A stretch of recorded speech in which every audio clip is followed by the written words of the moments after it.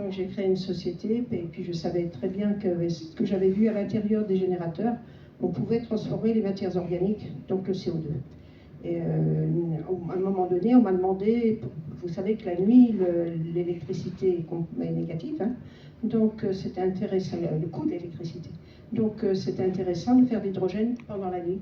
Donc ça a été l'électrolyse qui a commencé comme ça, mais moi je me suis dit, au lieu de faire que de l'hydrogène, je vais me servir de l'hydrogène pour traiter le CO2. Et c'est comme ça que l'histoire est lancée avec la création de EMA. Voilà.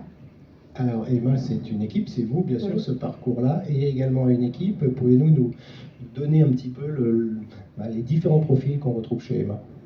D'abord, ça a été pendant un bon moment une équipe plutôt internationale. J'avais un Malaisien, j'ai eu un Indien, j'ai eu une Tunisienne, enfin c'était assez beaucoup de pays différents, et ce sont en général des gens qui sortent de l'université, donc du laboratoire de monsieur que vous voyez ici, monsieur du CNRS. On a travaillé beaucoup ensemble, donc on a des électrochimistes. J'ai un jeune qui est malaisien et qui a fait un Erasmus Mundus. Donc des gens qui connaissent bien l'énergie, qui ont travaillé sur les piles à combustible, sur les électrolyseurs, enfin c'est des gens compétents, c'est des chercheurs, hein, tous.